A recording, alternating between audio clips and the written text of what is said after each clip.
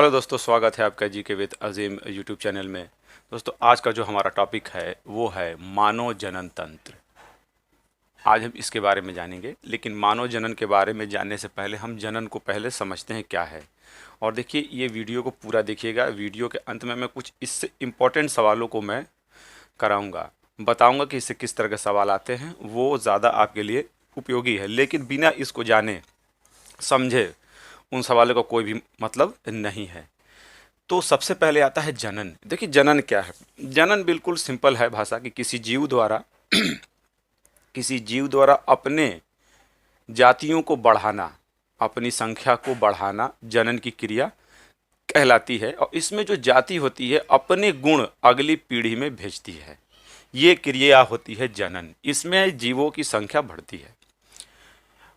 अब जनन कितने टाइप के होते हैं, तो देखिए, जनन मुख्यतः दो ही टाइप के हैं, अलैंगिक जनन और लैंगिक जनन। अलैंगिक जनन का अर्थ है जिनमें नर और मादा होते नहीं हैं, यानी इनमें जनन के लिए नर और मादाओं के कोशिकाओं के मिलने की ज़रूरत इसमें होती नहीं है। यानी बहुत से हैं, जीवाणु हैं, कवक हैं, इस तरह के बहुत से पादप भी हैं, बहुत से जिनमें इस तरह की जनन की क्रिया होती है।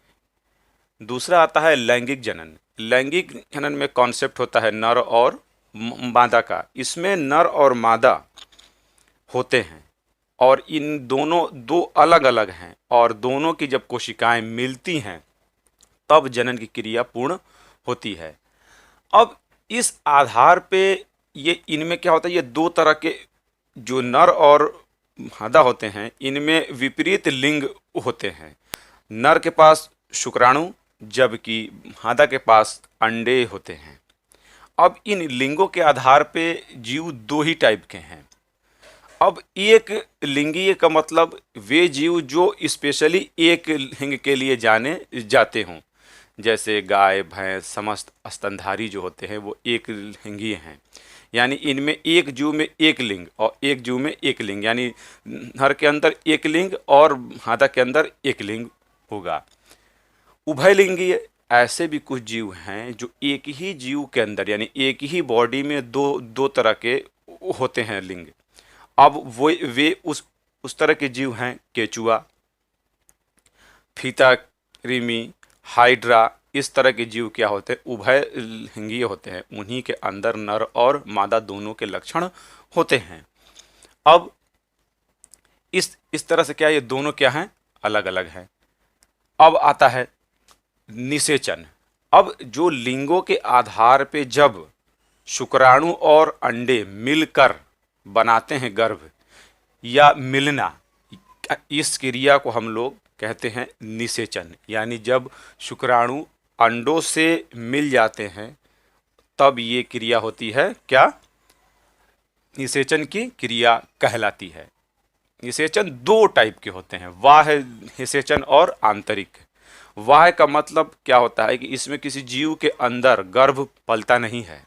इसमें एक जीव नर क्या है, अपना स्पर्म छोड़ता है और मादा अपने अंडों को छोड़ती है, और वो पानी के अंदर चाहे बाहर हवा में जैसे भी वो आपस में जुड़कर गर्भ का निर्माण कर लेते हैं। इसके उदाहरण हैं आंतरिक बाह्य के, जैसे मछलियाँ या उभयचर जैसे मेढक ओढक हैं और मछलियाँ हैं। ये पानी के अंदर अपने अंडों को छोड़ देते हैं और नर क्या करता है, शुक्राणु को छोड़ता है, और वो दोनों आके आपस में मिलती है। लेकिन ऐसा नहीं है कि शुक्राणु किसी और के अंडे को निषेचित करे, नहीं, वही जाति का शुक्राणु केवल बस उसी अंडे को ही निषेचित करेगा। उसके बाद आता है आंतरिक निषेचन। अब आंतरिक का मतलब इसमें क्या होता है कि नर जो होता है मादा के गर्भ के अंदर या उसके शरीर के अंदर शुक्राणुओं को छोड़ता है और उसके अंदर अंडा होता है और उसके अंदर निषेचित होता है। अब जो जीव अंडे से पैदा होते हैं उनको अंडज कहा गया, जैसे बत्तख है, मुर्गियां हैं, ठीक है, बहुत से जीव जो अंडे द्वारा होते हैं, सांप हैं, तो ये अंडज। जो जिनके बच्चे होते हैं, यानी जो जीव सीधे सीधे बच्चों को जन्म देते हैं, उनको जरायु कहा गया है, जैसे मनुष्य है या समस्त स्तनधारी वर्ग है। अब ये तो एक सिंपल सा था। अब हम आते हैं नर प्रजनन तंत्र। देखिए, इसमें दो चीजें हैं। नर के बारे में हम आज केवल जानेंगे। तो नर प्रजनन तंत्र के जो है, सबसे पहले नरों का लक्षण क्या है। तो प्राथमिक जो है लक्षण वो है, इनमें दो वृषण होगा, दो शुक्र वाहिनियां होंगी, एक शुक्राशय, दो वृषण, दो जोड़ी होंगे। यहाँ पे देखिए, दो शुक्र वाहिनियां यहाँ से होते हुए ये जुड़ा होता है। शुक्र वाहिनी, एक शुक्राशय यहाँ पे होगा जहाँ पे जुड़ा हुआ है, एक शिशन होगा, ये होगा। ये लक्षण है। आप किसी भी जीव को देख के समझ जाएंगे जो स्तनधारी में है, चाहे कोई भी। नर की बात कर रहा हूँ, और यहाँ पे केवल मानव की मैं बात हो रहा है यहाँ पे। तो मानव को देखकर आप कैसे जानेंगे, ये चीज़ें उनमें होती हैं जिनमें वृषण और शिशन बाहर की तरफ होते हैं, बाकी बहुत से हिस्से अंदर होते हैं। द्वितीयक है भारी आवाज, दाढ़ी मूंछ का आना, शरीर पे अत्यधिक बाल, त्वचा का कठोर होना, मांसपेशियों का ताकतवर होना, बलिष्ठ होना, ये इसका उदाहरण है। अब आते हैं नर प्रजनन तंत्र के अंग। अब परीक्षा में सवाल इससे आते हैं। पहला आता है वृषण। वृषण दो जोड़ी, एक जोड़ी ये होते हैं, और ये गोल होते हैं और थैले के अंदर होते हैं बंद। तो थैलेनुमा वृषण कोश के अंदर वृषण स्थित होता है। इसके अंदर बहुत तरह के जाल होते हैं, ऐसे बहुत तरह की अंदर ही जाल होती है, और ये थैले के अंदर होता है बंद। ठीक है, इस जाल के अंदर शुक्राणुओं का निर्माण होता है, अर्थात वृषण के अंदर शुक्राणुओं का निर्माण होता है। अब ये शुक्राणु जो बनते हैं, तो इनका तापमान शरीर के तापमान से 3 से 4 डिग्री सेल्सियस कम होना चाहिए, नहीं तो ये बनेंगे नहीं। इसलिए वृषण क्या होता है, ये एक जोड़ी होता है और ये शरीर से बाहर निकला होता है। इसके अंदर, वृषण के अंदर अंतराली कोशिकाएं होती हैं, जिससे टेस्टोस्टेरोन नामक हार्मोन्स का स्राव होता है, और यही इसी के अंदर होता है, स्राव होता है। टेस्टोस्टेरोन इस तरह का हार्मोन है जो नर के अंदर दाढ़ी मूछ या नर गुण लाने के लिए जिम्मेदार है। बहुत से जानवरों में क्या होता है, उनको पालतू बनाने के लिए, जैसे बकरों के साथ है, भैंस का जो सांड है, तो सांड के क्या होते हैं, तो उनमें क्या होता है कि उनका होता है बधियाकरण, यानी वृषण को काट कर निकाल देते हैं, जिससे वो पालतू और सभ्य बन सके। ये जानवरों में होता है। उसके बाद आता है अधिवृषण। ये क्या होता है, वृषण के ठीक पीछे, वृषण जो होता है यहाँ पे, ठीक इसके पीछे एक कामा के आकार की संरचना होती है। यहीं पर जब वृषण से बने हुए शुक्राणु इसी के अंदर घुस जाते हैं, और यहीं पर शुक्राणु जो होते हैं बड़े होते हैं और परिपक्व होते हैं, मेच्योर होते हैं, अपने रूप में बन जाते हैं। यहाँ पे मैंने इसका बनाया है, जो अभी मैं इसके बारे में बताऊंगा। और यहीं पर संग्रहण भी होता है शुक्राणुओं का। उसके बाद आता है शुक्र वाहिनियाँ। यह अधिवृषण को शुक्राशय से जोड़ती है। अधिवृषण से एक शुक्राशय नली होती है निकली हुई, जो शुक्राशय को जोड़ती है। अब जानिए, शुक्र वाहिनियाँ जो होती हैं, इन्हीं को काट अगर दिया जाए तो काट कर बांध दिया जाता है नायलॉन के धागे से। इसको कहते हैं नसबंदी। नर नसबंदी में शुक्र वाहिनियों को काटते हैं और उसको बांधते हैं। इस क्रिया को कहते हैं नसबंदी कहते हैं। ठीक, इम्पोर्टेंट सवाल है। और ये जोड़ता कोना को है, तो ये अधिवृषण को शुक्राशय से। शुक्राशय एक थैले की तरह संरचना होती है। शुक्राशय क्या होती है, थैले की तरह होती है, छोटी सी, और यह अपने दीवारों से एक चिपचिपा पदार्थ का स्राव करती है, जिससे वीर्य का अधिकांश भाग इसी से बना है, और ये शुक्राणुओं को गमन करने के लिए माध्यम प्रदान भी करता है और उसको पोषण भी देता है। ठीक, कौन, शुक्राशय। यहीं से वो पदार्थ बाहर आता है। उसके बाद आता है स्खलन नली। यह शुक्राशय को मूत्र मार्ग से जोड़ता है, शुक्राशय को ठीक मूत्र मार्ग से जोड़ देता है।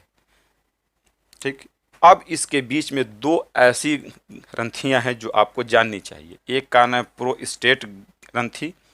यह मूत्र मार्ग के चारों ओर फैला होता है, यहीं पे होती है ये, यहीं के चारों तरफ गोलाई में फैली हुई होती है, इसी तरह फैली होती है वो।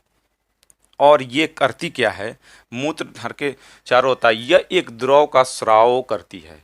ठीक है, और वो द्रव का स्राव जो करता क्या है, वो भी शुक्राणुओं को माध्यम प्रदान करता है, और वीर को जो आती है गंध इसी के द्वारा आती है। जो द्रव का स्राव कौन किया है, प्रोस्टेट। कौन कौन की हैं, पहले शुक्राशय, प्रोस्टेट, उसके बाद आता है काउपर्स ग्रंथि। ठीक, प्रोस्टेट ग्रंथि के नीचे जो होता है, ये एक छोटी सी मटर के दाने के आकार की एक ग्रंथि होती है। इससे एक क्षारीय द्रव का स्राव होता है वीर में। वीर को जो क्षारीय गुण जो आता है वो काउपर्स ग्रंथि द्वारा स्रावित द्रव के कारण ही आता है। अब ये जो मूत्र मार्ग में क्या होता है कि ये क्षारीय पदार्थ जो है, ये मूत्र मार्ग जो है इसको जीवाणु रहित बनाता है, यानी जीवाणुओं को मारता है और संक्रमण को खत्म भी करता है। इस तरह अगला है मूत्र मार्ग। मूत्र मार्ग यहाँ से लेके यहाँ तक होता है, शिशन के इस भाग से इसका काम है मूत्र और वीर्य को निकालना। दूसरा है शीशन, नर शीशन। यह स्पंजी उत्तकों का बना होता है। इसकी सबसे बड़ी क्वालिटी क्या होती है कि ये जब सोचता है नर, तो उसके जब उस तरह का सोच उसके आती है मन में, तो समय पर इसमें रक्त का बहाव बढ़ता है और ये सख्त बन जाता है। होता क्या है, एक होती हैं धमनियां और एक होती हैं शिराएं। धमनियों से शुद्ध रक्त आता है, शिराओं से निकलता है। इसमें क्या होता है कि धमनियों से रक्त तो आता है लेकिन शिराओं से उतना निकलता नहीं है, जिसके कारण ये कठोर बन जाता है, सख्त। इसका इस्तेमाल जो होता है वो शुक्राणुओं को या वीर्य को मादा के जनन अंग में छोड़ने या पहुंचाने का कार्य इसका प्रमुख है। अब ये आता है, अब आते हैं शुक्राणु। शुक्राणु है क्या, कोशिका। ये इसका सबसे ऊपरी भाग को एक्रोसोम कहते हैं और बीच में एक केंद्रक होता है जिसमें गुणसूत्र होते हैं, जिसमें 23 जोड़े गुणसूत्र होंगे। बीच वाले हिस्से को जो जोड़ता है इसको सेंट्रियाल कहा गया, और इसके अंदर माइट्रोकांडिया उसके नीचे स्थित होता है। नीचे वाले भाग को पूंछ कहा गया है, पूंछ होता है। होती क्या है, ये शिरा होती कोशिका है। ये शुक्राणु का औसत जीवन काल जो है वो जो है 30 दिन है, और एक बार स्खलन में कम से कम 2.5 ml से लेके 10 ml तक के वीर्य बाहर आते हैं, और उसमें करोड़ों स्पर्म होते हैं। किंतु मादा के अंडे को केवल एक स्पर्म ही निषेचित करता है, केवल एक, सबके जाने का कोई वहाँ पे मतलब नहीं है। तो ये था पूरा एक समरी। इसमें आपको जाना है ये नस हंदी वाला एरिया, संग्रहण कहाँ से होता है, प्रोस्टेट हार्मोन का स्राव कहाँ से हुआ है, ठीक है, और इन अंगों के बारे में, और इसका अंडज कौन है, जरायु कौन है, ठीक है, इसको आपको जानना है। प्रोस्टेट ग्रंथि का कार्य भी क्या है, ठीक। अब इससे कुछ क्वेश्चन है जो हम लोग समझते हैं। पहला सवाल है, लिंग के आधार पर मानव है, एक लिंगीय है। मानव क्या है, इसमें जो भी होगा लिंग उसमें एक होगा, नर या मादा। मानव जरायु है क्योंकि ये बच्चे देता है। शुक्राणुओं का निर्माण कहाँ पर होता है, वृषण के अंदर, यहाँ जालियां होती हैं महीन महीन, उसी में।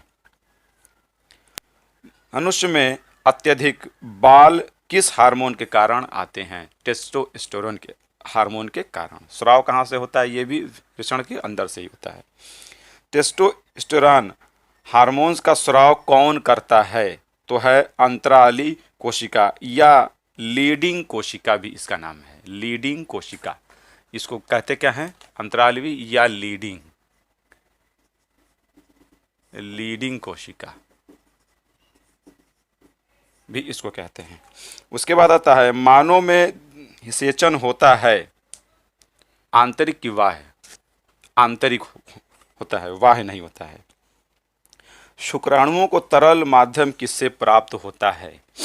वो इससे होता है शुक्राशय के दीवारों से छोड़े जाने वाला चिपचिपा पदार्थ जो वीर्य का अधिकतम भाग होता है। वास्तव में शुक्राणु होते क्या हैं? कोशिका होते हैं। होते क्या हैं ये? कोशिका होते हैं। ठीक, तो ये कुछ स्पेशल कुछ सवाल थे जो आपको जानने चाहिए, और बाकी इसको आप अगर पढ़े हैं, जान रहे हैं, तो इससे जो सवाल आते हैं आप जान लेंगे और शुक्राणुओं का तापमान शरीर के तापमान से 3 से 4 डिग्री सेल्सियस कम पर होता है, इसलिए बाहर की तरफ होते हैं। तो मुझे उम्मीद है कि ये वीडियो आपको समझ में आया होगा कुछ न कुछ। अगर ये वीडियो आपको अच्छा लगा है तो इसे लाइक करिए, अगर आप चैनल पर नए हैं तो इसे सब्सक्राइब करिए। मिलते हैं हम फिर अगले एक वीडियो में, तब तक के लिए अलविदा, जय हिंद।